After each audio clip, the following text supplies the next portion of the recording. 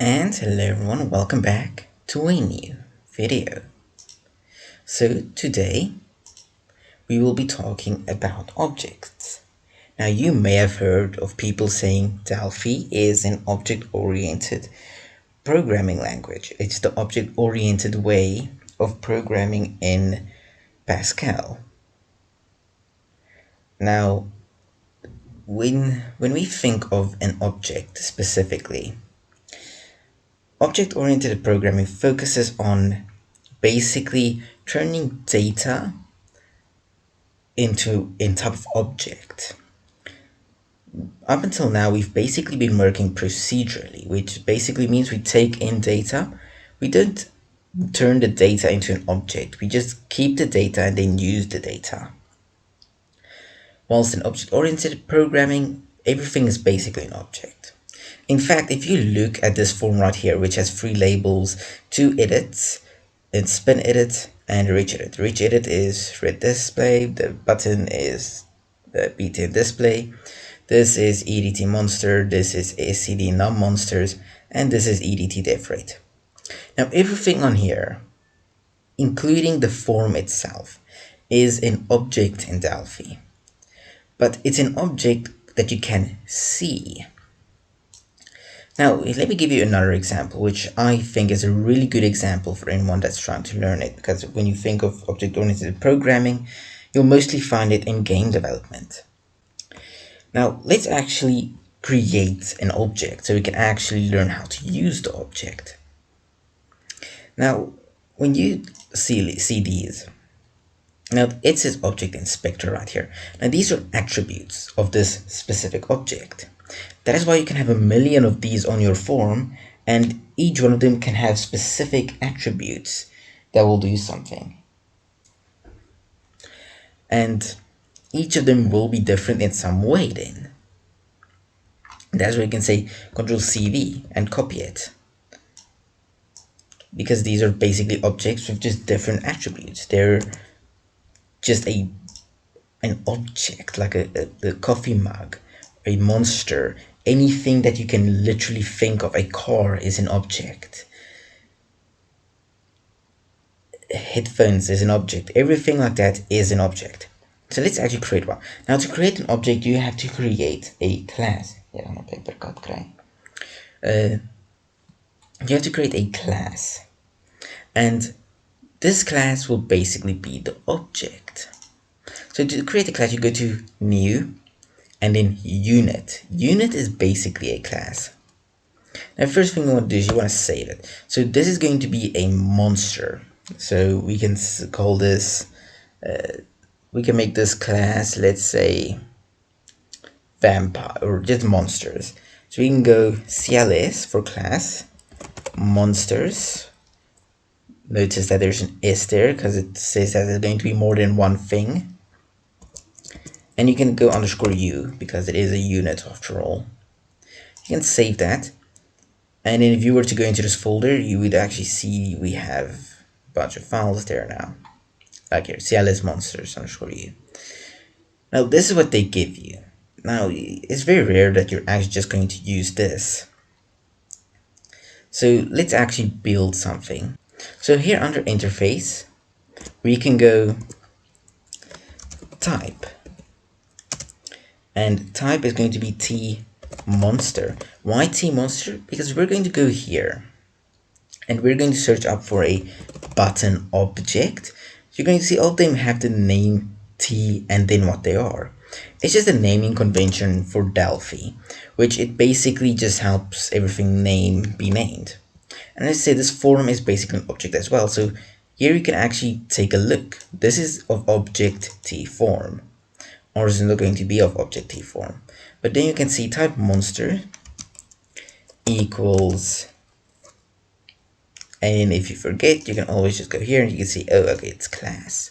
And go class, and we can say T object because we are using an object. And basically everything underneath here is basically part of the code now. So here we can add our public and private variable or private declarations. And we can add our things here. So if you're going to go here, you can see, oh yeah, that is everything here. So now let's create something just to show you. So let's say all our monsters would have specific things. So let's say we have a name. So the monster will have a name. So we're going to say if name, because that's kind of like the name of the monster. Or should I rather say if type, because it's going to be the type. Is it a vampire? Is it a werewolf? Is it a goblin? So it's going to be if type. And we'll get into what if stands for and stuff later.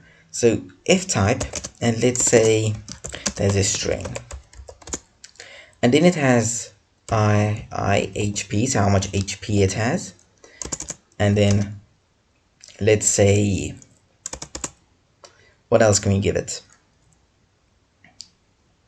Let's say we can make that an integer, and then let's say be friendly. So is it friendly or not? This should be if, not I.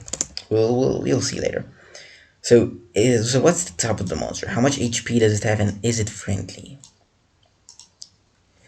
Now, when we create this object, we should actually give them the information.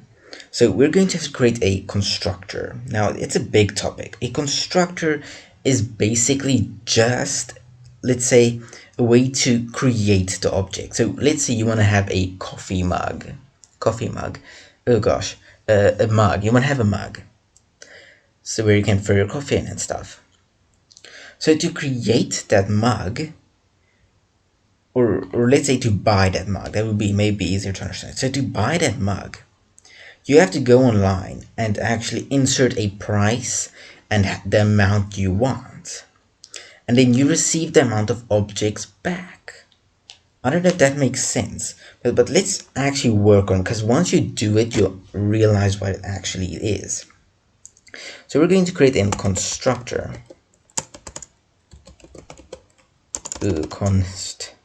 Constructor, there we go.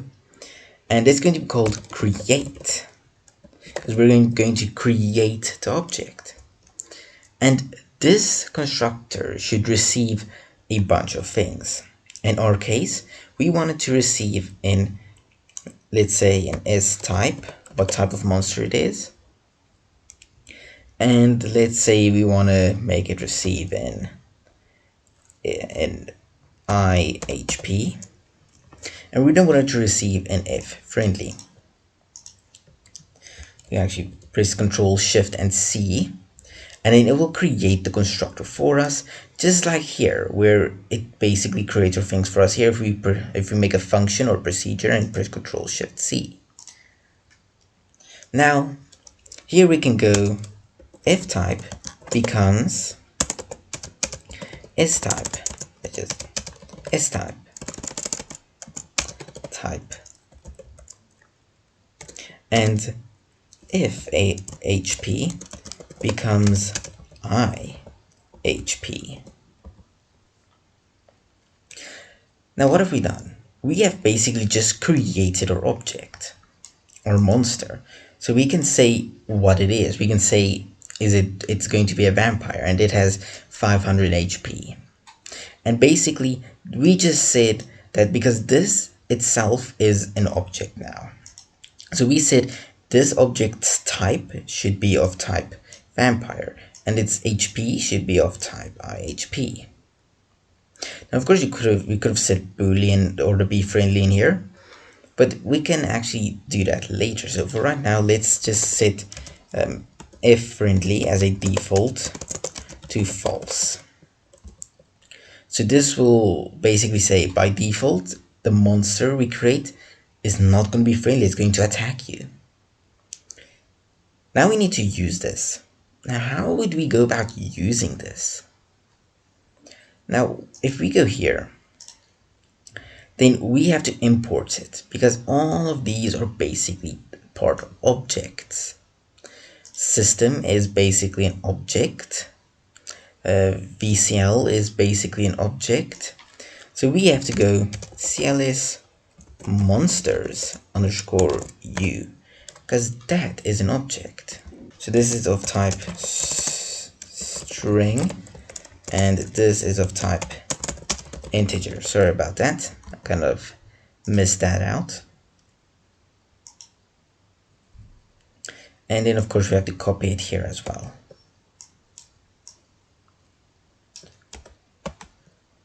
Now if we run this, okay, so everything worked fine. So now let's try and put it in cls monsters underscore u. We have just basically told our object, hey, we want to use this object, we want to bring it in and we want to use it.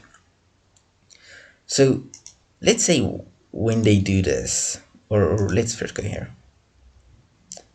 So when they create this class, or when they call upon it, we should actually tell them what this is. So we want to say, hey, we want to use the object inside of here. So we have to go right here in the private section. We can go obj, because it's an object, and let's say monster, and that is of type t monster. And we have basically just created our monster variable. So now let's go back to this button, btn display, and let's go here and say object monster becomes t monster. Also, why did we say t monster? Because right up here we said t monster, and t monster is basically the object. So here we say we want this to be a t monster object, and then we want to say this to t monster dot create constructor. Remember the word constructor, and we want to say it takes in the name, so it's a vampire, and its HP is 50. And we have just created our first object. Of course, we can actually do more. So we can actually go, instead of monster, we can go vampire. And in here, we can actually specify it should be a vampire. And then we can create another one. We can say object, I don't know how to spell werewolf, so I'll have to go goblin. And in here we can go object goblin becomes tmonster.create goblin, and they have an attack power of 10 because they're weaker. So we can create a bunch of objects, we can create a bunch of vampires, we can create a bunch of goblins with just these, because this can create multiple vampires and multiple goblins. And we want to add more monsters, we can go here. We can even add a human as a monster. So you can say object human. And we can say here object human becomes a t monster dot create, and we can say human. And we are weak, so we gotta be 5. So right here. And now we can create in, let's say, an item class, or in an armory class, or something like that, and we can create weapon, so weapon class, and we can equip the human with the weapon to increase the attack power the human has. But before we do that, let's first see what we can display. So if we run this, nothing's gonna happen, nothing's going to display. It's just basically doing nothing. So how can we display this? Now there are things called mutators, which is the same as a setter, and accessors, which is the same as a getter. And then we have our auxiliary, which we'll get to later. Now, mutators or setters, as setters kind of say, it sets something. So let's say or let's first get to getter. Now getter returns something to us. It gets something for us. It gives us access to that one thing, because we don't want to be able to access this from outside of the class. So everything public should be able to return this. We don't want to be able to mutate this. We don't really want to be able to even touch this outside of this class itself, because this is basically a private thing for each and every single entity we just created.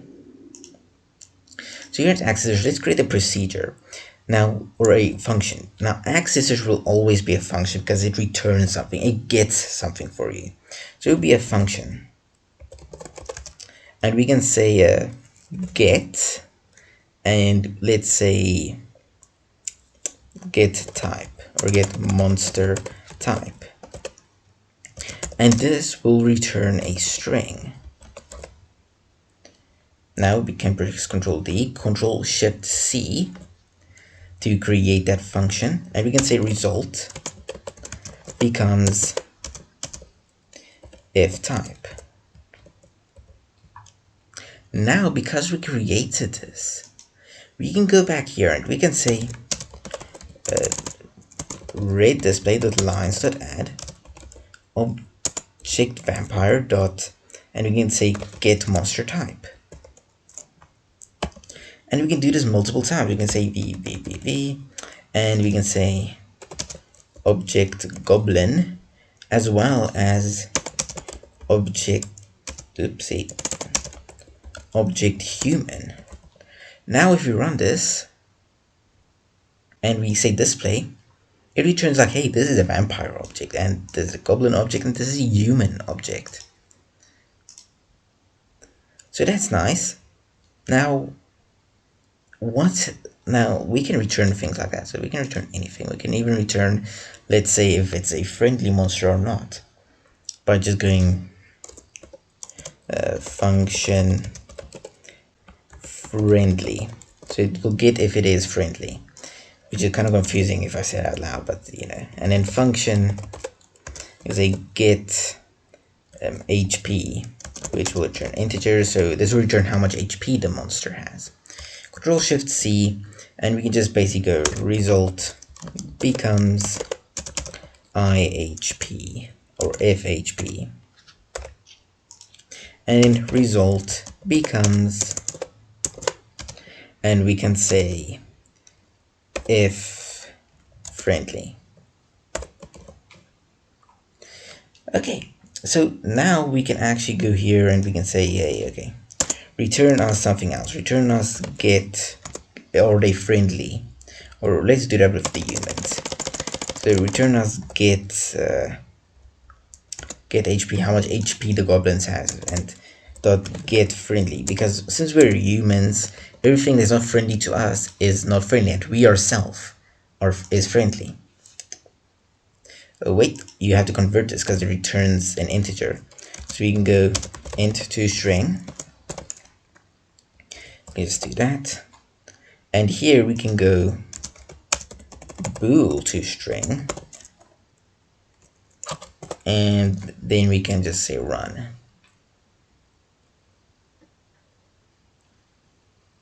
And here we go, vampire, and then the goblins have 10 attack, and humans are not, because 0 is false. They are not nice. Of course, we could also have said that this returns true or false, or friendly or not friendly, whatnot, you know, because we put an if statement and they can return. So that's interesting, you know. Now, what if we want to make the humans friendly? Because the humans is a friendly entity towards humans, is it not? Do you attack other humans in a game unless you just want to murder them for fun? No, because they're usually friendly. So that's where the setters come in. So you can go procedure, because it doesn't return anything, it just does something, it just sets something and then leaves. So we can go set, and let's say set is friendly, and we can just take in something such as, let's say befriend, which is in Boolean. Control Shift C, and then we can say if friendly becomes befriend. And then if we go here, and let's actually comment this out. And in here under red display, we say object human dot set friendly, and we say true. And then we display this top code again. So you press Ctrl S and run that. Now we say display. Now they became friendly because -1 in Delphi means true. So first we were not friendly, but now we are friendly. We can actually even test that. We can actually say if object human dot is dot get friendly. See that this is where we can actually, to make it clearer, we don't need a get. We can actually just say is friendly, because saying get is friendly is kind of confusing. You know, get HP and get monster type, that makes sense, but saying get is friendly, that doesn't really make sense. So let's say is friendly, because that's a lot easier to understand. So yeah, let's rather do this, because that's so much easier. You see, that's much better. So instead of get, we can just say is friendly. So we can say is friendly. Stop there, begin. And then we can say show message. Humans are friendly.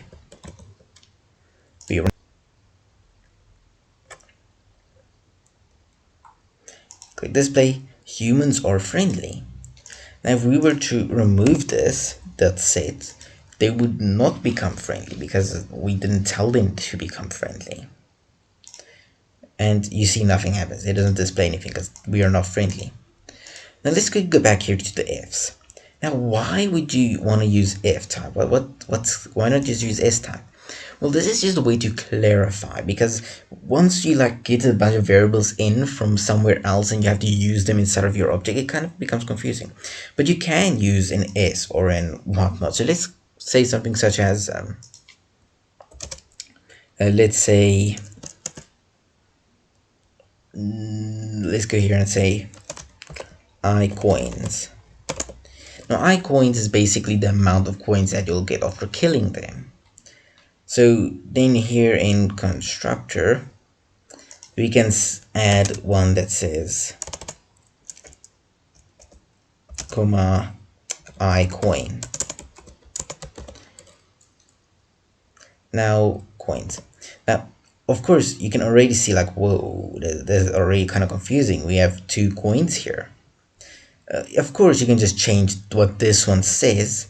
So you can, instead of says iCoin, you can say iMoney. But now it's kind of like this is coins and this is money, so it's kind of already just what. So let's say you want to keep it iCoins, count coins. Then you can go here and you can say self. You can say iCoins becomes iCoins.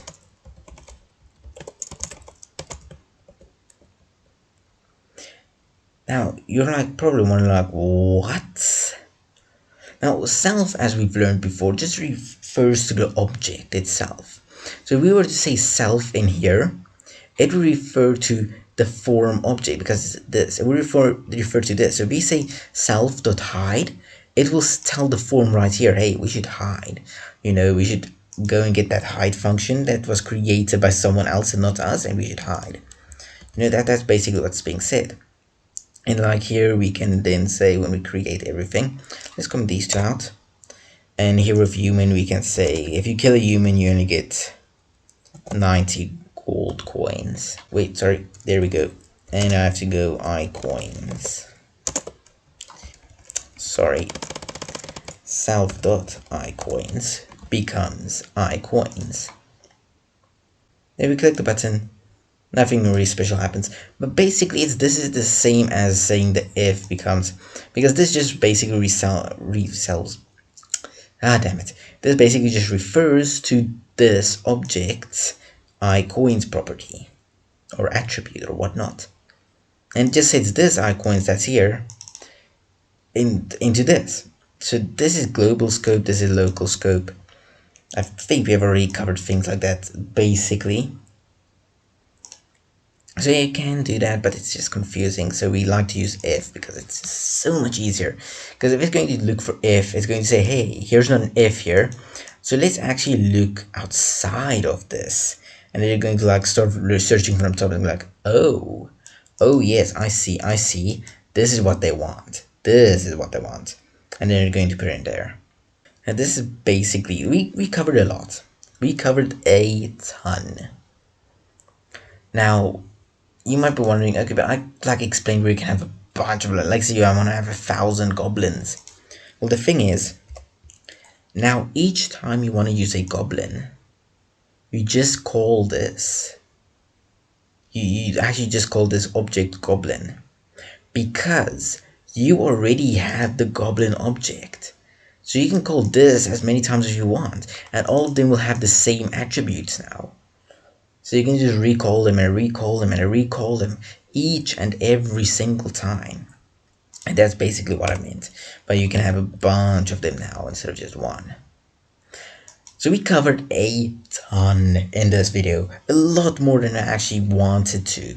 But I feel like you either go all out or you're not going to understand it correctly. Or not correctly, you're just going to struggle understanding it. So let's quickly go through everything again. So first you go to file, new, and you say unit. You want to create a unit. You save it as CLS monsters or CLS whatever underscore u, because this can change depending on what you want to do. And then here underneath type, you say the T and then whatever you called it equals class T object. This class T object will most likely never change. And you can say private and public, and instead of private you put all the variables that should be kept, that should be stored inside of this, and that should not be able to directly be seen and touched from outside the class. So this should not be able to be just gotten from here. I can't just say object human